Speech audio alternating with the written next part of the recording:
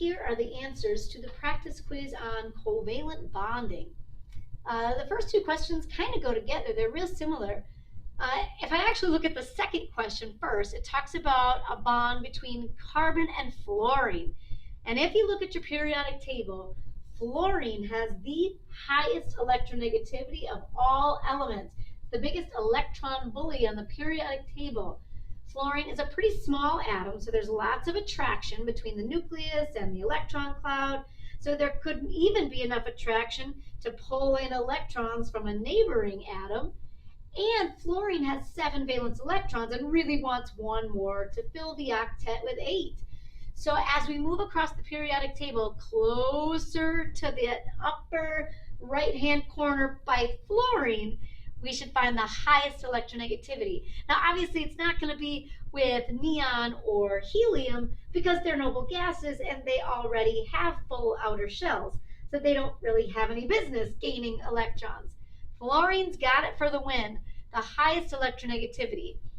Now, if I kind of look at carbon on my periodic table, fluorine should have a little more attraction, a little smaller atom. It's got a couple more protons, a couple more electrons, and it's got a little bit closer outer shell to being full.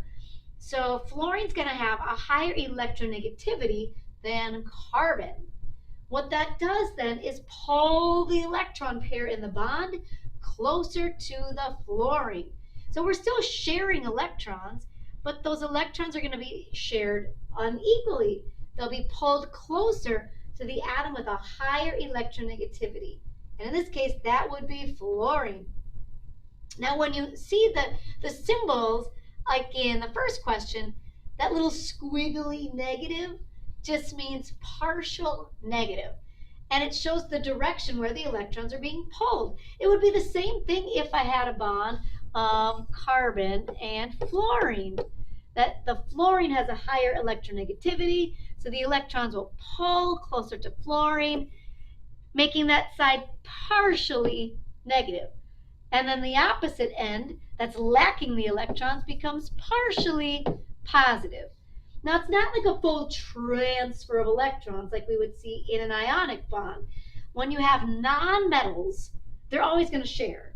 So carbon and fluorine, or hydrogen and fluorine, are all a bunch of nonmetals. They're going to share electrons. It's the only way I can get an octet for both atoms. Transferring won't give me full outer shells for both atoms. So we're going to share, but if you have different nonmetals, they won't share equally. And the electrons will pull closer to the atom with a higher electronegativity. That then means that the electrons in this bond are pulling out toward fluorine. So if the electrons are shared closer to the fluorine, it becomes slightly negative. Naming covalent compounds is so easy, right?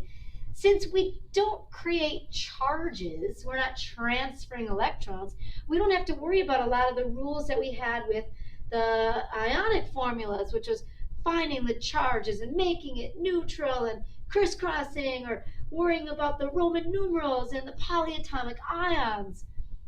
We don't have to worry about any of that. When you have electrons shared and you don't create charges, we do need a way then to indicate how many atoms of some element are in the bond. And that becomes the prefixes. So when you see diphosphorus tetraoxide or tetroxide, those prefixes are just telling you how many atoms of each element are in your formula. Di means 2, tetra means 4, P2O4. And you don't have to simplify. Sometimes covalent molecules can become kind of big. With ionics, I mean, we talked about these large crystals of repeating oppositely charged ions, but then we report the formula as the simplest repeating pattern of the crystal. So with ionic formulas, we always simplified the ratio. Covalents exist as just individual molecules, and sometimes the molecules are kind of big. And so here this molecule really would be 2 phosphorus and 4 oxygen. And then we would have a separate molecule that might also have 2 phosphorus and 4 oxygen. It's a little different than the ionics, where it's this organized, repeating pattern of ions. And here it's just big molecules that clump together to make like a solid, maybe. So it is okay to leave a 2 and a 4 with covalence. The second one is to name NO. That we do need mono on the second element, but you don't need it on the first. So if you only see like nitrogen monoxide, it's assumed that there's only one nitrogen. If there were more, then we might see like trinitrogen or something like that. So on the first element, mono's optional. If you put it down, it's not wrong. But you have to put mono on the second element. So I have to say monoxide. There are different versions of nitrogen and oxygen, and it just depends on how they share the electrons. Do we share single bonds, double bonds, triple bonds? And that can create molecules that have different ratios of the same atoms. And so I could have nitrogen dioxide, which would then be NO2. And so here I do need to say monoxide to indicate that there's one nitrogen and just one oxygen. But you never need like any charges. I mean, to write the formula for diphosphorus tetroxide, I didn't need the charges because we're not going to form charged ions. Or same thing with the second one. You don't need Roman numerals because we're not dealing with charges. We'll use the prefix. And if I had a different version of nitrogen and oxygen, I would see a different prefix, like nitrogen dioxide. So these are super easy. As long as you can remember the prefixes, you've got this. The naming system is really slick. Here we've got 4 different types of bonds, and we want to know which of the following does not have the correct bond type indicated. So here's the easiest way to do bond type. First, ionics are always metal bonded to nonmetal. So the metal is the electron donor, the positive ion, and the nonmetal is the electron acceptor, the negative ion. So if you ever see a metal bonded to a nonmetal, it's ionic, like potassium and oxygen. Potassium's a metal, that sucker's ionic. Then, if you have all nonmetals, it's covalent. To decide between the polar or the nonpolar, think of it this way. If you have a polar covalent bond, it will be different nonmetals. It'll be different nonmetals because then they'll have different electronegativities. Now there are a few wacky nonmetals that end up having really similar electronegativities, but we wouldn't see those on an assessment unless you were told, like, hey, by chance, phosphorus and hydrogen have the exact same electronegativity. Well, then they might be different nonmetals and they would share the same. But you would be told that, or you would be given some kind of data. Otherwise, if I just have a question like this and I have to predict what kind of bonds they are, if it's different nonmetals, they're going to give you ones that have different electronegativities. So the chlorine bonded to hydrogen, that should be polar covalent. The electrons should pull closer to chlorine because chlorine will have a higher electronegativity. It's closer to fluorine. It's going to have more protons, more electrons, and more attraction, and it's closer to getting a full octet. Now, the one that's not correct then would be the sulfur oxygen. It's 2 different nonmetals. Oxygen has a higher electronegativity. It's going to be closer to fluorine. FON are the highest electronegativities on the whole periodic table. So I've got different nonmetals. They should not share the electrons the same. Now, the easiest way to pick out then a non-polar covalent is that it would be the same nonmetals.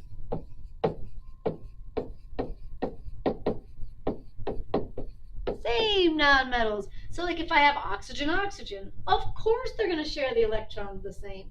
They've got the same electronegativity. and then I would have no region of charge. Then we've got a question where we need to draw the electron dot structure. So I think you'll want maybe a little scratch paper and obviously your periodic table handy so that you can sketch a couple dot structures before you answer a question like this. How many lone electron pairs are on the central atom in the pH3 molecule?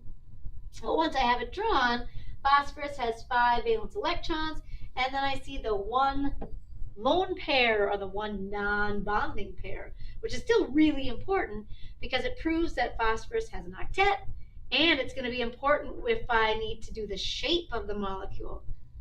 One lone pair. Now, any structure that you would draw on the assessment would be something that, to some extent, you've drawn in a practice. That here I could give you phosphorus, but if I change it to nitrogen, it's the same structure. Phosphorus and nitrogen are in the same group. They both have 5 valence electrons, and they form very similar structures. On the outside, I could change it from hydrogen to maybe fluorine or any halogen. If it's anything that makes one bond, then on the outside, I'm going to have kind of the same structure. Here we have another question where I sketched the Lewis structures, or these electron dot structures first. Which molecule will have a double bond? It should be the oxygen. Now maybe you can kind of predict that by thinking about bonding, and that, well, hydrogen has 1 valence electron, but it only wants 2. So hydrogen probably makes 1 single bond. Nitrogen has 5 electrons, valence electrons, he wants 8. Okay, so it could make a triple. Oxygen's got 6, he wants 8. He could make a double. Chlorine's got 7 valence electrons, but if he wants 8, he's probably only going to make a single. Then there's a couple questions that were all kind of based on this molecule YX4. Kind of like this one. Which of the following could be the identity of element Y in the middle? So I'm thinking about Y. It's got a nice octet.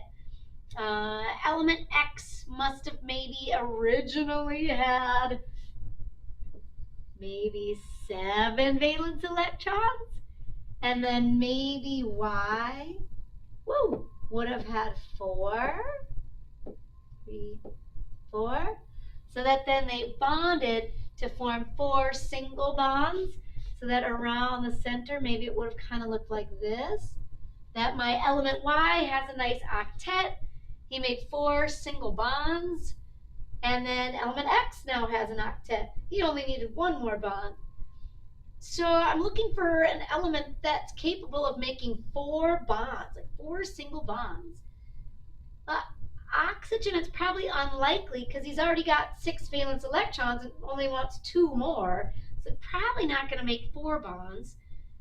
Fluorine or any halogen, they already have 7 valence electrons and they only want to make 1 more bond for 8. And nitrogen already has 5 valence electrons, probably wants to make 3 bonds to get to 8. But silicone has 4 valence electrons and would like to make 4 more bonds to get 8. Or it could be anything from that family. Carbon, silicone, germanium. Which then brings me to element X. It's probably a halogen. It's something that's got 7 valence electrons and made 1 bond to get 8. So a halogen like fluorine, chlorine, bromine, iodine. For sure not argon, right? And then finally the geometry of this molecule would be tetrahedral. Around that central atom are 4 groups of electrons that would all repel and orient themselves as far apart as possible. Tetrahedron. Awesome. Here we've got pictures of molecules, and we want to know which is trigonal planar. It should be the first one. Trigonal planar being a flat triangle where this angle around the outside is a perfect 120. The 2 in the middle are structures that have lone pairs, and the one on the bottom is my tetrahedron, right? Here's my tetrahedron. Now it's important to note that when I see the true three-dimensional structure of the tetrahedron, these angles, can you kind of tell? The angle is greater than 90. In reality, it's about 109.5 degrees. Well, you don't have to memorize 109.5, but know that it's more than 90. Sometimes when we draw the Lewis structures for a tetrahedral molecule, I mean, it might look like this is perfect 90 degrees, but we're trying to draw something that's three-dimensional on flat paper, which is fine for an electron dot structure. This is fine. But if you're asked about angles, know that a tetrahedron in 3 dimensions can put those atoms better than 90 degrees. We can go almost 110 degrees. The trigonal planar with 3 atoms goes 120 degrees. And the other one that's not on here but is good to know would be a linear structure. In a linear molecule, you would only have 2 electron regions around the central atom, and this angle would be a perfect 180. Now these 2 shapes in the middle, let's see here, I'm going to have my trigonal pyramid versus my trigonal planar. The first 2 shapes both have 3 atoms around the outside, but the first is going to be flat, trigonal planar, and the second structure will be raised up. It's a trigonal pyramid, a triangle pyramid, because there's actually 4 groups on the central atom, groups of electrons. So it's going to look kind of like a tetrahedron, but the top spot's not really an atom. So we don't call it a tetrahedron, we call it a triangle pyramid. We try to make the name describe the shape. And then the third one down, this sucker's bent.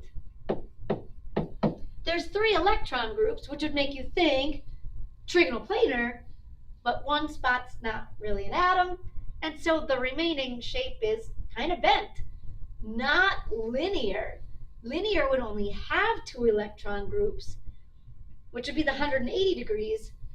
Bent, the angles are going to be less than 180. And here the angle would be close to 120 because it's based on a trigonal planar. You can kind of see like these structures look kind of similar. So the angles should be similar. It's just that the third one down is not really going to look like a triangle. So we call it bent. Good stuff. Then, toward the end, a student drew some dot structures. Which of the following gives the correct molecular geometry of each? So structure 1 has 1, 2, 3 groups of electrons.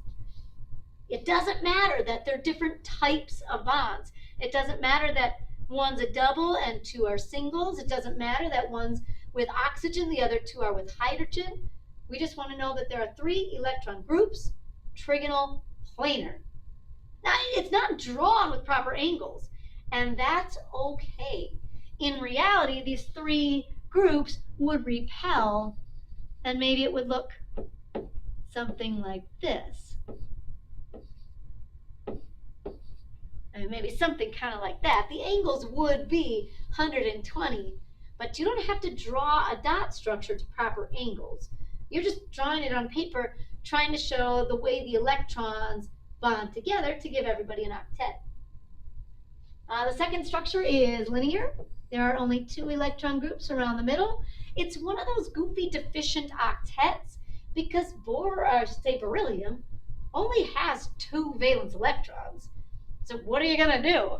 And all you can do is just bond them twice. And he's got less than a full octet, but there are some elements that will be stable with less than an octet. And then the last one, 1, 2, 3, 4, that's my tetrahedron. Again, it's drawn with angles that look kind of 90 degrees, but in your head, when you say tetrahedron, you have to think something that's 3-dimensional, something kind of maybe like this. It's like that little rocket ship, where I could get the angles better than 90 degrees. I can put those electron groups farther than 90 degrees if I go in 3 dimensions around my central carbon. For polarity, we want to look for equal poles at equal angles. That will make the molecule non-polar. So you could have polar bonds, but if they're pulling at equal angles with the same force, then they cancel. And overall, you could have a non-polar molecule, which is the case with structures 2 and 3. The bond between beryllium and fluorine, or carbon and hydrogen, is polar. It's non-metals and they're different. But if you have equal poles at equal angles, then they cancel and make the molecule overall nonpolar.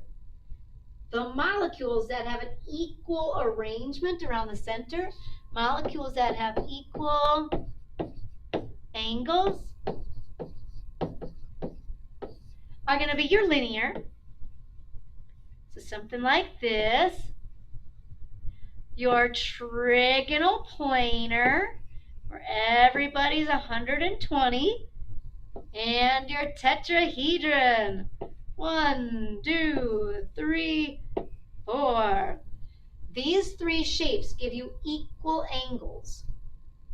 The shapes that do not have equal angles, no equal angles.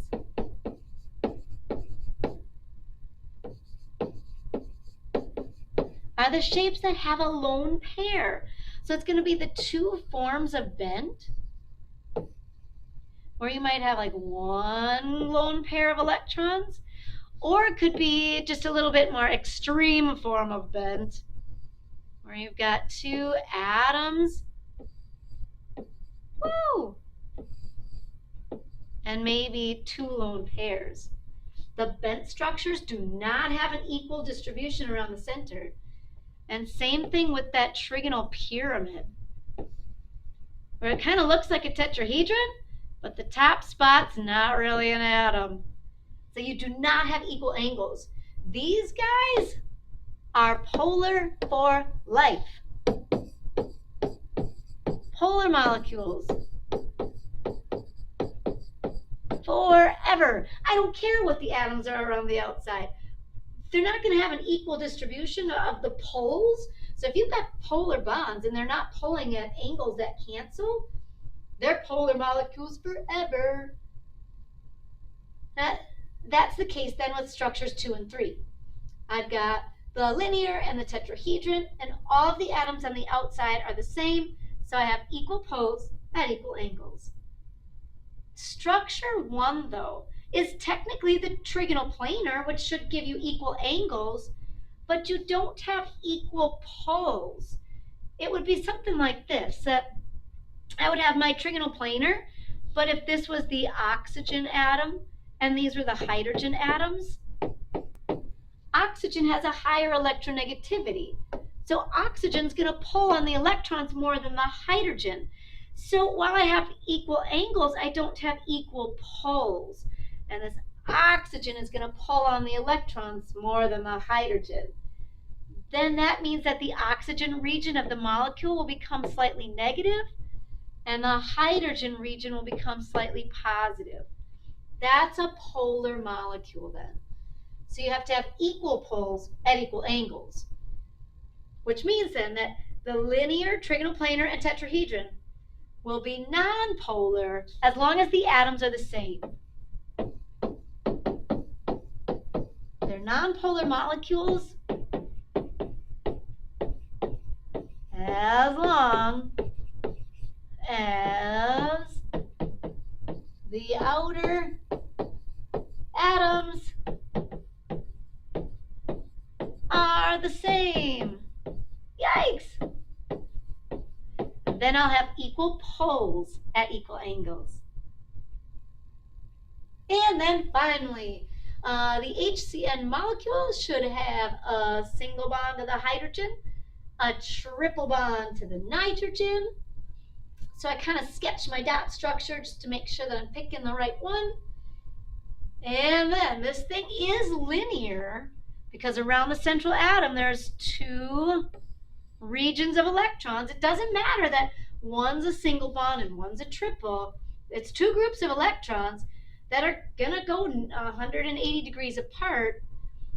It's linear, but I don't have the same atom, so I'm not going to have equal poles.